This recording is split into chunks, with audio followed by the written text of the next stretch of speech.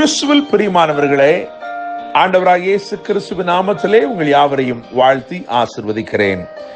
இந்த நாளுக்கென்று தேவன் நமக்கு அருளி இருக்கிற ஜீவ வார்த்தை 1 சாமுவேலின் புஸ்தகம் 26ஆம் அதிகாரம், அதிலே 25வது வசனம். அந்த வசனத்தின் ஒரு பகுதியை நான் வாசிக்கிறேன்.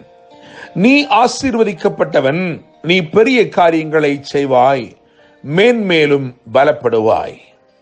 என கேட்கிற தேவனுடைய பிள்ளைகளே, மலைகளில் ஒரு கவுதாரியை வேட்டையாடுகிறது போல என்னை வேட்டையாடுகிறீர் என்று தாவீது சவுலை குறித்து சொல்வதை இதே அதிகாரம் 20ஆம் வசனத்திலே நாம் வாசிக்க முடியும். இப்படியாக வேட்டையாட நினைக்கும் ஒருவனை கொண்டே தேவன் தாவீதை வாழ்த்தும்படி செய்தார். இந்த நாள் உங்கள் வாழ்க்கையிலே உங்களை பகைக்கிறவர்களை கொண்டே, உங்களை பகைக்க நினைப்பவர்களை கொண்டே தேவன் உங்களுக்கு நன்மையை செய்ய போகிறார். உங்களுக்கு தீமை செய்ய நினைத்து தீவிரித்துக் கொண்டிருக்கிறவர்களே உங்கள் நன்மையை நிறைவேற்றப் போகிறார்கள். என்னை கேட்கும் தேவனுடைய பிள்ளைகளே, எஸ்தரின் சரித்திர புஸ்தகத்தை வாசிக்கும் பொழுது மொர்தெகாய்க்கு நேர்ந்த ஒரு நன்மையை நாம் கண்டுகொள்ள முடியும். அவனை ஆமான் வகை தேடி அழிக்க தெரிந்த போது தேவன் ஒரு காரியத்தை அங்கே செய்கிறார். அந்த ஆமானுடைய கரங்களே இந்த மொர்தெகாயை அலங்கரிக்கும்படிக்கு தேவன் கட்டளையிட்டார். என்னை கேட்கும் தேவனுடைய பிள்ளைகளே, நான் நம்புகிறேன், விசுவாசிக்கிறேன், நம்மை ஆசீர்வதிக்க விரும்புகிற தேவன் பல விதமாய் நம்மை ஆசீர்வதிக்க விரும்புகிறார். பல வித்தியாசமான விதங்களிலே நம்மை ஆசீர்வதிக்க விரும்புகிறார். அதிலே ஒன்று, நமக்கு தீமை செய்ய நினைக்கிறவர்களை கொண்டே தேவன் நம்மை ஆசீர்வதிக்க விரும்புகிறார். நம்முடைய தேவன் தீமையானதை நன்மையாக முடிய பண்ணுகிறவராய் இருக்கிறார்.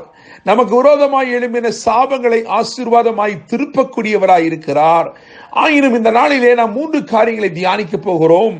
இந்த 3 காரியங்களிலும் தீமை செய்ய நினைத்தவர்கள் அல்லது துரோகம் செய்ய நினைத்தவர்கள், துரத்த நினைத்தவர்கள், இவர்களை கொண்டே தேவன் ஆசீர்வதித்த காரியங்கள் இங்கே வரிசையாய் எழுதப்பட்டிருக்கிறது.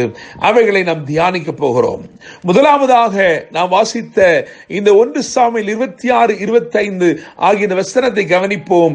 நீ ஆசீர்வதிக்கப்பட்டவன், நீ பெரிய காரியங்களை செய்வாய், மேன்மேலும் பலப்படுவாய் என்று எழுதியிருக்கிறதே. இந்த வாழ்த்து யாரிடத்திலிருந்து வந்தது என்று சொன்னால், வேட்டையாடும்படி புறப்பட்ட சவுல் தாவீதை வேட்டையாடும்படிக்கு புறப்பட்டு ஒரு தெள்ளுப்பூச்சியை தேடுவது போல் இன்றைக்கு என்னை தேடுகிறீரே என்று கேட்கும் அளவிற்கு சவுல் தாவீதை வேட்டையாடுகிறான். பல விதங்களிலே அவனை பகைத்து, அவனை சிறுமைப்படுத்தி, அவனுக்கு தீமை செய்யும்படி அவனை தொடருகிறான். இங்கே எழுதியிருக்கிறது, தீமை செய்ய தொடர்ந்தவன் இப்பொழுது ஆசீர்வாதம் கூறுகிறான். தேவனுடைய பிள்ளைகளே, தீமை செய்ய தொடர்ந்தவன், ராப்பகல் பாராமல் தீமை செய்ய வேண்டும் என்று தீவிரித்து தொடர்ந்தவன் இப்பொழுது நின்று கொண்டு சொல்லுகிறான், நீ ஆசீர்வதிக்கப்பட்டவன், நீ பெரிய காரியங்களை செய்வாய், மேன்மேலும் பலப்படுவாய் என்று சொல்லி. இரண்டாவதாக ஆதியாகமத்தின் புஸ்தகம் 26ஆம் அதிகாரத்தில் இருந்து 29ஆம் வசனம் வரைக்கும் வாசித்து பார்க்கும் பொழுது அங்கே துரத்தினவர்களே தேடி வந்து ஆசீர்வதிக்கிறார்கள். என்னை கேட்கிற தேவனுடைய பிள்ளைகளே, ஈசாக்கோடு கர்த்தர் இருந்தார். அவனுக்கு வாக்கு கொடுத்தார், நான் உன்னோடு கூட இருக்கிறேன், உன் தகப்பனாய் ஆபிரகாமுக்கு சொன்ன வாக்கு திட்டங்களை, வார்த்தைகளை, ஆசீர்வாதங்களை நான் நிறைவேற்றுகிறேன் என்று சொல்லி வாக்கு கொடுத்தார். அப்படியே கர்த்தர் அவனோட கூட இருந்தார். அவனுக்கு எல்லா காரியங்களும், அவனுக்கு விரோதமாய் இருந்த காரியங்கள் எல்லாம் அவனுக்கு அனுகூலமாய் மாறும்படி கர்த்தர் செய்தார். மனிதர்கள் பூமி அடைத்தார்கள், மண் போட்டு அடைத்தார்கள், தூர்த்து போட்டார்கள்.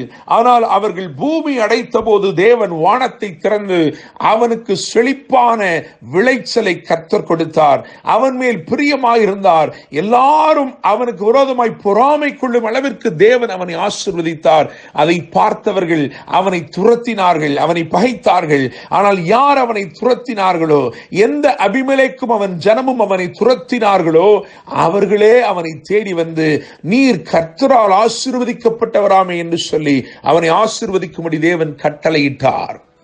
மூன்றாவதாக யோசுவாவின் புஸ்தகம் 24ஆம் அதிகாரம் அதிலே 10வது வசனத்தை கவனிக்கும் பொழுது அங்கே வேதப்படியாய் சொல்லுகிறது, பீலையாமுக்கு செவி கொடுக்க எனக்கு சித்தமில்லாததினாலே அவன் உங்களை ஆசீர்வதிக்கவே ஆசீர்வதித்தான், இவ்விதமாய் உங்களை அவன் கைக்கு தப்புவித்தேன் என்று எழுதப்பட்டிருக்கிறது.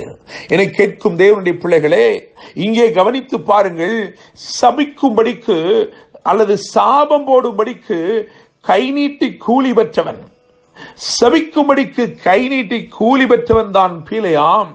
ஆனால் கர்த்தருடைய கரமும் கர்த்தருடைய பார்வையும் இஸ்ரவேலின் மேல் எப்பொழுதும் பதிந்திருந்தபடினாலே சபிக்கும்படி கூலி பெற்றவன் இலவசமாய் ஆசீர்வதிக்கிறான். தேவனுடைய பிள்ளைகளே, அவன் இஸ்ரவேலின் வரிசையை பார்த்த பொழுது, இஸ்ரவேலின் ஒழுங்கையும் கிரமத்தையும் பார்த்த பொழுது, அவர்களுடைய வாசஸ்தலங்களின் சிறப்பம்சங்களை பார்த்த பொழுது கர்த்தருடைய ஆவியானவர் அவன் மேல் இறங்கி அவனை கடாட்சித்தார். அவன் சபிக்கும்படி கூலி பெற்றிருக்கிற போதிலும் இலவசமாய் ஆசீர்வதித்தான், பரிபூரணமாய் ஆசீர்வதித்தான். என்னை கேட்கிற தேவனுடைய பிள்ளைகளே, தீமை செய்ய தொடருகிறவர்கள், துரத்தி விட்டவர்கள், இன்னும் சொல்ல போனால் சபிக்கும்படி கூலி பெற்றவர்கள், இவர்களையெல்லாம் கொண்டு கர்த்தர் தம்முடைய ஜனத்தை ஆசீர்வதித்தான்.